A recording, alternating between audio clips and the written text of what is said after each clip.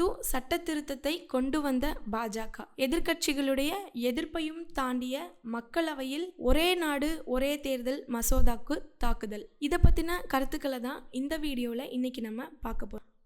நேற்று டிசம்பர் 17 அன்று நடந்த நாடாளுமன்ற குளிர்கால கூட்டத்தொடரில் இந்த மசோதாவை தாக்குதல் செஞ்சுருக்காங்க. ஒரே நாடு ஒரே தேர்தல் என்ற மசோதாவை தாக்குதல் செஞ்சுருக்காங்க. இதுக்கு எதிர்க்கட்சியினர் பலரும் கடுமையாகவே அவங்களுடைய எதிர்ப்பை தெரிவிச்சிருக்காங்க. அதே சமயங்களில் ஆளுங்கட்சியினரும் அவங்களுடைய ஆதரவையும் தெரிவிச்சிருக்காங்க. இந்த ஒரே நாடு ஒரே தேர்தல் மசோதாவுக்கு 32 கட்சிகள் கொண்டு வரணும்னு 15 கட்சிகள் வேண்டாம்னு சொல்லியிருக்காங்க. ஆல்ரெடி இதுக்காக முன்னாள் குடியரசுத் தலைவர் ராம்நாத் கோவிந்தோட தலைமையில் ஒரு பேச்சுவார்த்தை நடந்து ஒப்புதல் பெற்று இதுக்காக ஒப்புதல் பெற்று இப்போ இது நாடாளுமன்றத்திலையும் அறிமுகம் பண்ணியிருக்காங்க. இந்த ஒரே நாடு ஒரே தேர்தல் மசோதாவை பற்றின கருத்துக்களுக்காக 3 விதமான வாக்களிப்புகள் நடக்கும்னு, அதில் முதல் வாக்களிப்பாக நாடாளுமன்றத்தில் ஆளுங்கட்சியை சார்ந்த எம்பிகளும் எதிர்கட்சியை சார்ந்த எம்பிகளும் அவங்களுடைய ஓட்டை போட்டிருக்காங்க. நாடாளுமன்றத்தில் இதுவே முதல் முறையாக நடக்கக்கூடிய மின்னணு வாக்குப்பதிவாகவும் இருந்திருக்கு. அதுலேயும் இவிஎம் மிஷின் ஒழுங்காக ஒர்க் ஆகலைன்னு சொல்லிட்டு பாதி பேர் சொன்னதால் அதுக்கப்புறமா சீட்டு வாக்குப்பதிவையும் செஞ்சுருக்காங்க. அந்த வாக்குப்பதிவோட முடிவில் இந்த மசோதாவுக்கு ஆதரவாக 269 எம்பிகளும் 198 எம்பிகள் எதிராகவும் ஓட்டு போட்டிருக்காங்க. இப்போது ஒரு நாடாளுமன்ற அரசியல் சாசனத்தில் ஏதாவது திருத்தத்தை கொண்டு வரணும் அப்படின்னா 2/3 மெஜாரிட்டின்றது அவசியமாக வேணுன்றது தான். இன்றைக்கி பார்லிமெண்ட்டில் இருந்த 377 எம்பிகளோட ஆதரவு இருந்தால் தான் இந்த மசோதாவையே அவங்க அமலுக்கு கொண்டு வரவே முடியும். 2/3 மெஜாரிட்டி கூட இல்லாததுனால எதிர்க்கட்சியினர் ஆளுங்கட்சியை பார்த்து தார்மீக தோல்வி அடைஞ்சதா சொல்கிறாங்க. ஆனால் இது டிசிஷன் ஆஃப் ஹவுஸுக்கு போகக்கூடிய வாக்குப்பதிவு தான். அதனால் சிம்பிள் மெஜாரிட்டி இருந்தாலே போதும்னு இப்போது இந்த மசோதாவை ஜேபிசிக்கு அனுப்பப்பட்டிருக்கதாகவும் சொல்லியிருக்காங்க. இப்போது ஜேபிசி கிட்ட இருந்து மறுபடியும் இங்கே வரக்கூடிய அப்போது கண்டிப்பாக 2/3 மெஜாரிட்டி இருக்கணும். அப்படி 2/3 மெஜாரிட்டின்றது வரல அப்படின்னா கண்டிப்பாக இந்த மசோதாவை அமலுக்கு கொண்டு வரவே முடியாது.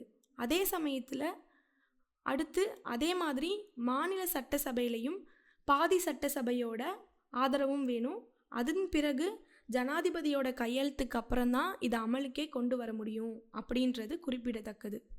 இந்த ஒரே நாடு ஒரே தேர்தலை அமலுக்கு கொண்டு வரத்துக்காக ஆளுங்கட்சியினர் சொல்லக்கூடிய காரணமாக இருக்கிறது என்னன்னா, பொதுவாகவே மக்கள் ரிப்பீட்டடாக எலெக்ஷனை சந்திச்சுட்டு இருக்கிறதுனால அவங்களோட மைண்ட் செட் ஃபுல்லாகவே தேர்தல் களத்துக்குள்ளேயே இருக்கிறதாகவும், அதையடுத்து கட்சிக்காரர்களும் அவங்களுடைய ஓட்டை வாங்கி ஜெயிக்கணும் அதுக்கான பிரச்சாரத்தில் மட்டுமே மும்பரமாக செயல்படுறதாகவும், ஆட்சி நடக்கிறதுல தடுமாற்றங்கள் வரதுக்கான வாய்ப்பு இருக்கிறதாகவும் தெரிகிறதாகவும் கூறியிருக்காரு.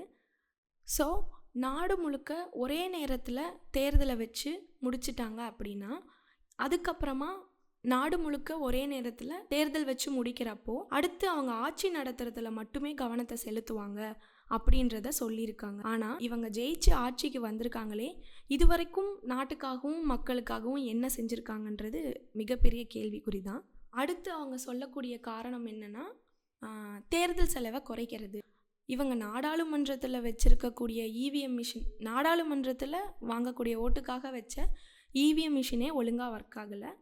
அப்போது அதுக்கான செலவாக 10,000 கோடிக்கு மேலே கூட வரக்கூடியதுக்கான வாய்ப்புகள் இருக்குது. அது மட்டும் இல்லாமல் இன்னும் அதிகமான செலவை தான் இந்த ஒரே நாடு ஒரே தேர்தல் கொண்டு வருவது போல தெரியுது. இதில் வேற நாடாளுமன்றத்தில் வச்ச இவிஎம்மே ஒழுங்காக வேலை செய்யலை. இன்னும் இந்த மாதிரியான பிரச்சனைகள்லாம் பார்க்கும் போது இன்னும் அதிகமான செலவை தானே கொண்டு வரும். ஸோ இவங்க இந்த ஒரே நாடு ஒரே தேர்தலுக்காக சொல்லக்கூடிய காரணங்களே வெறும் கண் துடைப்பாமல் அடிப்படையாகவே நடக்கிறதுக்கு முன்னாடி 2 விதமான கோல்ஸ் இருக்க தான் செய்யும். ஒன்று இம்மீடியட் கோல் அப்படின்றது ஒன்று இருக்கும். ரெண்டாவது பர்மனண்ட்டான கோல். ஒரு விஷயம் நம்ம செய்கிறோன்னா அதுக்கான இம்மீடியட் கோல் அண்ட் பர்மனண்ட் கோல்னு இருக்கும். அதில் இவங்களுடைய இம்மீடியட் கோலாக தெரிகிற விஷயம் என்னென்னா, இந்த ஒரே நாடு ஒரே தேர்தல் மசோதாவை பார்க்கப்படுது. அதே சமயங்களில் ஒருவேளை இது அமலுக்கு வந்தால் அவங்களுடைய பர்மனன்ட் கோலாக தெரியக்கூடியது என்னென்னா மாநிலங்களில் இருக்கக்கூடிய உரிமைகளை பறிக்கிறதாகவும், ஆல்ரெடி கிட்டத்தட்ட அவங்க இருக்கக்கூடிய எல்லா மாநிலங்களுடைய உரிமையையும் பறிச்சிட்டாங்க. பட் அது பர்மனண்ட்டாகவே இருக்கணுன்றதுக்காகவும் இதை சேர்த்துக்கிறாங்களோ, அதாவது ஒரே நாடு ஒரே தேர்தல்ன்றதை கொண்டு வராங்களோன்றது போல தான் தெரியுது. இந்த நிலையில் நம்ம குறிப்பாக கவனிக்க வேண்டிய விஷயமா இருக்கக்கூடிய இவ்வளவு முக்கியத்துவம் கொடுத்து ஒரே நாடு ஒரே தேர்தல் இது வேணும், கண்டிப்பாக அமலுக்கு நம்ம கொண்டே வரணும், ஆளுங்கட்சியுடைய தலைவர் மற்றும் பிரதமராகிய மோடி அவர்களும் சரி, எதிர்க்கட்சியுடைய தலைவராகிய ராகுல் காந்தியும் சரி, நேற்று நடந்த நாடாளுமன்ற குளிர்கால கூட்டத்தொடருக்கு வரவே கிடையாது. இந்த ஒரே நாடு ஒரே தேர்தல் மசோதாவை அறிமுகம் படுத்தின அன்னைக்கு ஓட்டுகளை சேகரித்து இது டிசிஷன் ஆஃப் ஹவுஸுக்கு போகுது. அந்த சமயத்தில் கூட அவங்க இங்கே வரல அப்படின்னா இதோடைய முக்கியத்துவம் எந்த அளவுக்கு இருக்குன்றது கேள்விக்குறியான ஒன்றாவே பார்க்கப்படுது.